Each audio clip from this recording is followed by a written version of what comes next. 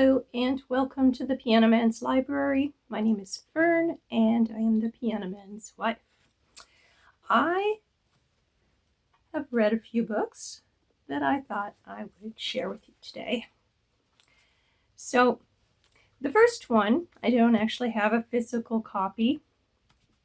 It was an audio on LibriVox, and I love that because you can listen to anything that's in the public domain, so that someone has volunteered to read and put up there. So that's always good. So I listened to P.G. Wodehouse's My Man Jeeves, and if you don't know, it's a collection of short stories about this English gentleman and his valet, and the humorous situations that they find themselves in, usually in an attempt to help someone. But yes, it is very funny, and if you are looking for something to listen to while you're folding laundry or doing dishes or driving in the car, I recommend that one. So then, let me see. I will do, should I do these in the order? I'll just do these in the order for which I read them. Okay, so the first one that I finished was Rosamund Pilcher's Coming Home. And this was a very good book. It's a big one. It is just over 700 pages. But I'm happy to get it off of my stack because it is quite big. But it is in 2 parts. It's a coming-of-age story for the most part. It starts when a girl is 14 years old. The entire part 1 is from when she's 14 to 17 or 18. Her time in a boarding school. Her father works. Okay, so the story takes place in the 30s and 40s, over about 10 years. So her father works for a British company in India, or in the India area, and then the mother and the 2 daughters happen to be living in England at the beginning, and then the mom and the younger daughter are going to be going back to live with the father, and she goes into a boarding school. Well, right after, not long after she is in this boarding school, her aunt, whom is her legal guardian while the parents are away, actually dies in a car crash.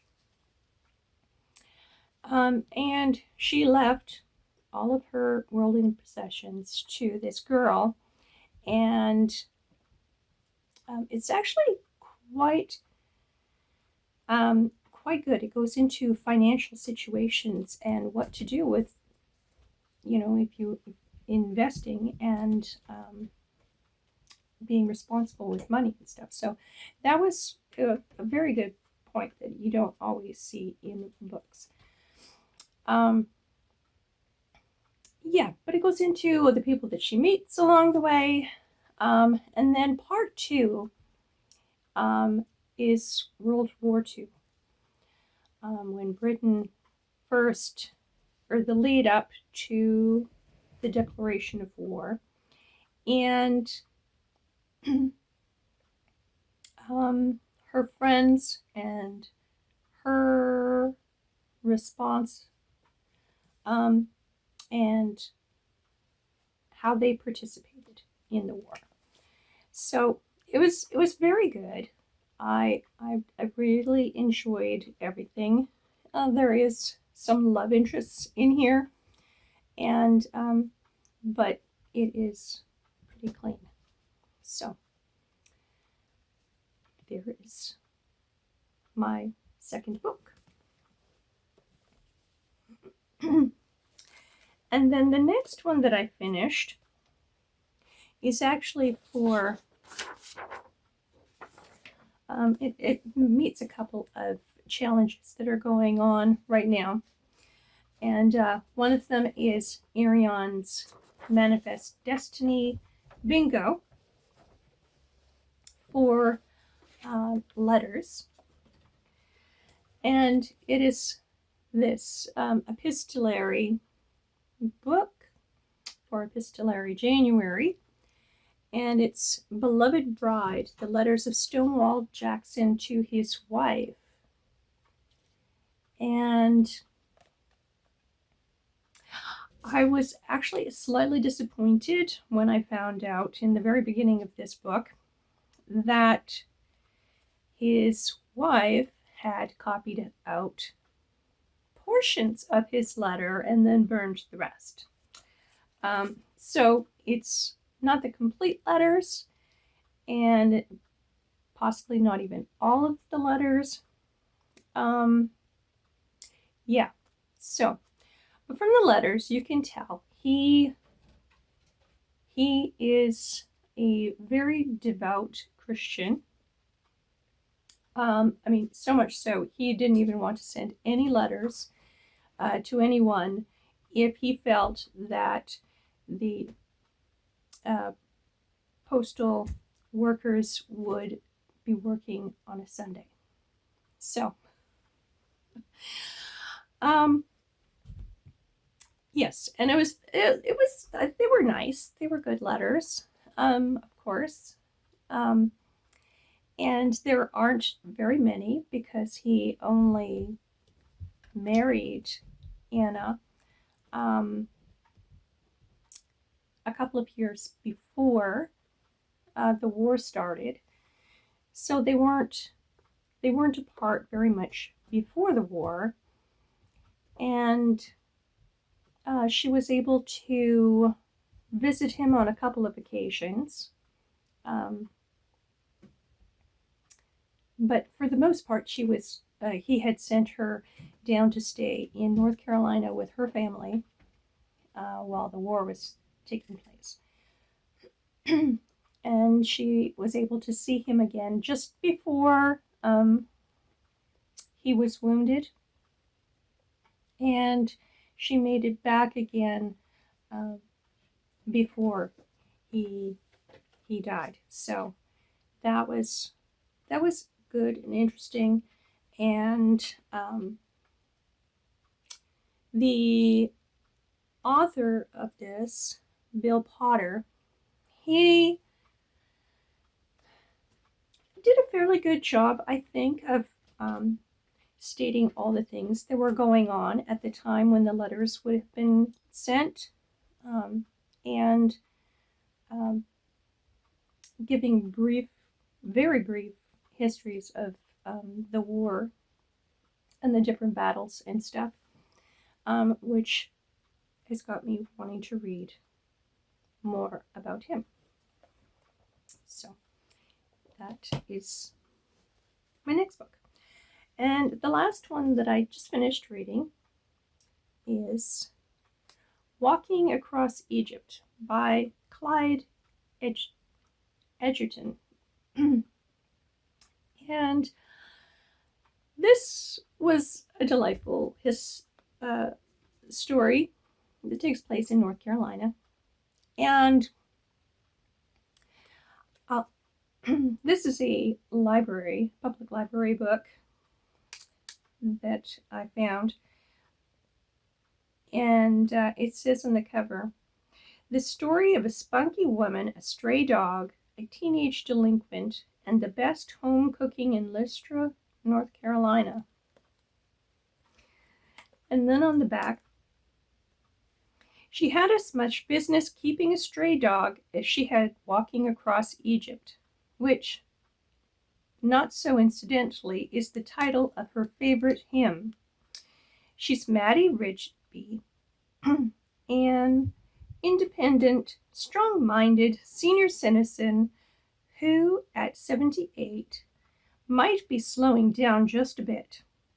When young delinquent Wesley Benfield drops in on her life, he is even less likely a companion than the stray dog. But of course, the dog never tasted her mouth-watering pound cake. Wise and witty, down home and real, Walking Across Egypt is a book for everyone. And I have to agree, it was pretty good. So the lady finds a stray dog in her yard, calls the dog catcher. Something happens, a mishap, shall we say, which requires the dog catcher to assist her with something. And she befriends him and finds out about his nephew, who is in a correctional facility for teens. And then she ends up meeting him, and she takes him on as a project, more or less. But the sweet lady, she must feed everyone who comes her way. And yes, so it's a lot about cooking and food. And this teenager who has no manners, he grew up in an orphanage and then ended up in this facility. So nobody really taught him manners or anything about the Lord. And so she's determined that she is going to treat him like Jesus and be very good to him and help him to become a better person. So, and get on the right track. And it's hilarious. So then there's no Christian sticker on this library copy, probably because this delinquent teenager has a mouth on him. But in this case, normally I don't like a lot of cussing and stuff, but I think it totally fits in this instance. I think if he didn't, I think I wouldn't. It would just be too fake. I think it just made a realistic contribution to this book. So, but otherwise, it was really good, and I mean, there's not even a lot, but just letting you know. Yeah, it was really good, and I'm glad that I read this. So it kept going on about, because she plays the piano and sings these hymns to herself every night in her home. It kept going on about this hymn, Walking Across Egypt. And I've been to a lot of different churches, and the pianist worked at a lot of different churches, and we hadn't heard of this before. So I tried searching YouTube for to see if somebody had recorded it, and all that came up was plays, stage performances of this, and a film adaptation, which I'm going to watch later tonight. But yeah, so I'm like, well, why am I not seeing this? Well, in the end of the book, once I got to the end of the book, I happened to notice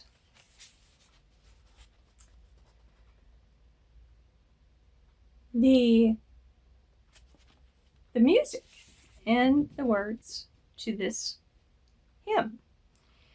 And I didn't even notice. It wasn't until I showed the piano man, and he looks at these things. It says, words and music by Clyde Edgerton. So he wrote this music and this hymn specifically for this book. And he and his wife were in some kind of music group.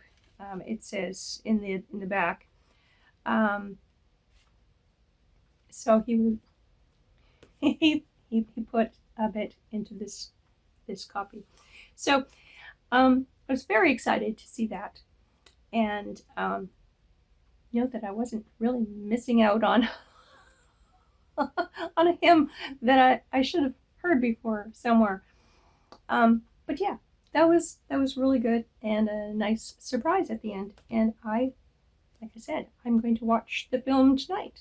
It's on YouTube, so you can just do a search if you're interested in walking across Egypt, and you can see, snippets of the play format and the film. And that is what I have been reading for the first part of January. I have a number of other books started, but I won't get into those right now because I don't want this to go on forever. But thank you very much for stopping by. Give me a thumbs up if you liked this video, subscribe if you haven't yet, and share it if you are so inclined. Thank you very much, and I hope you have a great day. Goodbye.